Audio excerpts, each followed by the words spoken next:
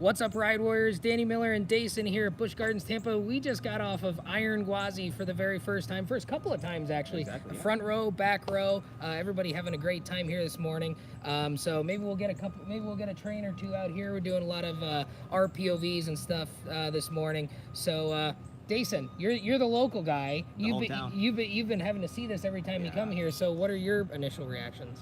You know what? I really had like low expectation for this ride, especially being delayed for almost 2 years now. Right, the anticipation builds up, then it doesn't open, right? God, and then you know it's kind of like, what were you feeling coming in this morning? So coming in, so I was like, oh, okay, maybe could it be better? Honestly, I thought like, could it be better than Velocicoaster? Could it be up there with the Seal of Vengeance?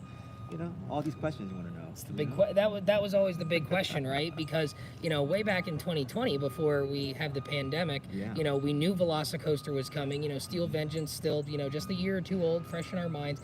Big expectations, a lot of comparisons, maybe unfair for most rides, right? And now we've got this one opening last between those rides, and I don't know. My initial thoughts after that first ride, we got the front row first. That first ride, I think, even was more intense than I expected it to be. Definitely more force, because I've ridden Steel Vengeance in the front, I've ridden Velocicoaster in the front, and I think you could argue this might be more intense than either of those two rides in the front. Like you were saying, like first time running it, we were just surprised. We were both blown. Well, and it's cold here. Oh, it's cold. It's cold. Relatively speaking, for Dason, it's like what, almost 50 degrees now. We're about to shed our jackets. It was like Chicago weather. Yeah, that's right. No, it was -8 at my house 3 days ago, and that was before the wind chill. I was shoveling a foot of snow. I have 1.5 inches of ice on my driveway, and come down. It's 45 degrees this morning, so I was feeling pretty good. And you can see he's got the winter hat on. He's freezing. I'm ready to start sweating in this black jacket. But so. Front row, good first impression. Exactly. I think for me, just on that first ride alone, I would say immediately a top 10 ride. Definitely. For me. Now, you guys like to make fun of my top 10 all the time. You guys know I'm a Manta Nemesis fan, but what are some of the rides that we have in our top 10s? We got Steel Vengeance, Maverick, Fury. I've got Untamed. I've got Velocicoaster up there as well. I don't know if you do. Yeah, Velocicoaster in my top. Okay, so and then we're getting into like the Expedition G-Force, X2 I think is in there for me. What else is in your top 10? Pretty much all the rides that you have on your list. So it's not really. You got to put them at the elite levels. Right. So then we go to the back. Right, so for me, right. So the front row ride for me, immediate top 10 ride, definitely. And I think you and I both expected back row gonna be the place to be. The bigger RMCs like your Steel Vengeances, even New Texas Giant. I think there's a little bit of a debate there, but Iron Rattler, the back row for that drop off the cliff. The bigger RMCs, I think, tend to be back row rides, if nothing else, for that giant drop there. And forgive me, guys, I'm new with the iPad, so I'm like doing this kind of reverse here. But you've got that big drop there at 91 degrees, so that's a big part of the back row ride. Yeah. But the drops after that too, because you've got the big airtime hill that comes right after the first drop, and then you've got that weird 540 degree spiral thing. I don't even know what the hell it's called, but you've got that, so you're getting airtime at the top of it when you flip, and it's a lot like, to me it was a lot like Steel Vengeance's first inversion, but in reverse. Well, that's why you're confused. Like, how are you getting airtime on that? Well, right. So we'll get to that. We'll get to that thing. You're talking about that one. We'll get to that thing in a minute. So on Steel Vengeance, you've got that first inversion where you're going up and losing speed, and you do like the 540. This is the opposite, where you turn up into it, and then you do the 540, and you drop out of it while doing the inversion. It's basically Steel Vengeance's first inversion in reverse, right? Basically. And I think I like this version of that inversion better. What do you think? It's different. That's what it is. So that's the thing. You're used to riding something that's, Because on Steel Vengeance, you get the float as it rolls, and then you come out at the top and you do the overbanks at the top. This, you turn up into it and you get the roll. Oh, we got a train coming out. There you go.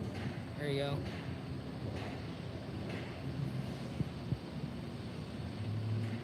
everybody getting ready. Yeah, they're waving. They're having a good time. All your racers. Everyone having a good time. So on this, you get the airtime at the top of it while you're doing sort of the twist thing like this, right? But then after that, you do the barrel roll while you're dropping. So you've got the airtime, you've got the falling out of your seat action, you've got the increase in speed that comes along with all of that. So for me, that maneuver on Iron Gwazi is better than doing that same maneuver in reverse on Steel Vengeance. Now, that thing, the little overbank cutback. Can you get that or no? Yeah, I don't know if you can see that. It's right in between the two housings there. And if we give it just a minute, the train's gonna come through, and then we'll give you some final thoughts here. So the wave turn's kind of right behind the station there. The wave turn is shaped very, very well. I would say it might be one of the best wave turns. Twisted Cyclone has a pretty good wave turn. But this one's a lot bigger. Oh yeah. So all right, so they're getting ready to come out of the spiral here. And then, I don't know if you can see the train there, but it whips through that cutback. There we go. Some wave turn action for you. So it whips through that cutback turn, and I don't know how.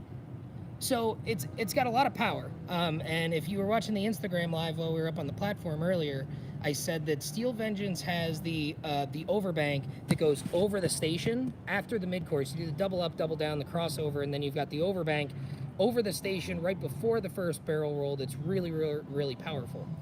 This is that turn, but a whole lot bigger, and I would say it's more powerful, but the surprising part for me, and maybe the surprise part of the ride that I wasn't expecting, when you come out of that, there's airtime. I don't know how there's airtime coming out of a bank like that, but there's airtime coming out of the overbank like that, and it was on the left and the right. There's airtime coming out of both spots. So that to me was the most surprising spot. So I don't know, what are you thinking after the back row ride? Same here, man. Honestly, the back row's the way to go, right? I think so. The back had, it's got the big drop. I think the back's a little bit more intense, a little bit more out of control. I think I would make the comparison to Vengeance again, and that's a good thing that we're doing that. It's got a lot of the out of control where you're getting thrown into like the side of the seat a little bit and the back of the seat. So that's all very, very good. So I don't know. Andy's going to make fun of me for not wanting to place it just yet. Probably need to get a few more rides on it here over the next couple of days, because I'm staying for the weekend. Going to be back here on Sunday, and then going to come back down later in the spring. But I don't know. I think for me, definitely top 10 ride, absolutely. And I'm thinking maybe top 5 at this point. I don't know. What are you thinking? Top 10, definitely. Top 5, you gotta rethink over your list. You gotta go through it. Right, because we're not critical thinkers like Andy. So he's okay. So we've got someone asking, is it better than Velocicoaster? Honestly, my personal opinion, I think it is. Yeah? I think it is. I think it is. And this ain't the homer coming out of me, because I live like 10 minutes. Well, away right, from because you live 15 minutes from not here. that far I mean, from you've ridden both a bunch, and you're a really big Velocicoaster fan. People keep asking me for since I wrote it in September, they want my Velocicoaster review. I haven't given it yet, but it's good. Yeah, it's good. So you're saying maybe this one by a little? Well, bit? I will say this: Iron Gwazi made more impact on me than Velocicoaster did when I rode it the first time. Interesting. Front or the back. Yeah. The reason why I think the intensity, I would say, maybe like is much bit better. I think it is more intense. Plus, you were saying when we sat on the back row, and that special moment at the end, I think that right there is a game changer. Yeah, it's a game changer. It's you see so many videos. You see the POVs when the park posted them a few months ago. You've seen some of the off-ride videos. You've seen the layout for so long, you kind of feel like you know how it's gonna ride. So when you come across a few spots that are a little bit of a surprise, then that's a really, really good thing. The other surprise, I think, towards the end of the ride, you've got a lot of hops and whatnot, and some overbanks towards the end of the ride. The stall, it felt flatter to me, so you actually got the falling out of the seat action that you get on a ride like Monster out at Adventureland or a Copperhead Strike, and that I was not expecting. There's a lot of different rides that got stall elements. Twisted Colossus, Goliath. A lot of these RMCs have those stall elements. Untamed even has sort of like a double stall. And the falling out of the seat action on this one, I think, is the best of the bunch as far as that goes. So You heard him. He thinks it. 2022, man. Does Florida have a new Coaster King? I say yes. I think I agree with him, guys. I Until think we got they it. decide to get a Giga. Who knows? Well, we'll see what's on the horizon. But for now, Iron Gwazi, I think we're in agreement. Florida might have a new Coaster King here, guys. So we'll be posting some more pictures and some off-ride videos. Hopefully, once the park gets open here in a little bit.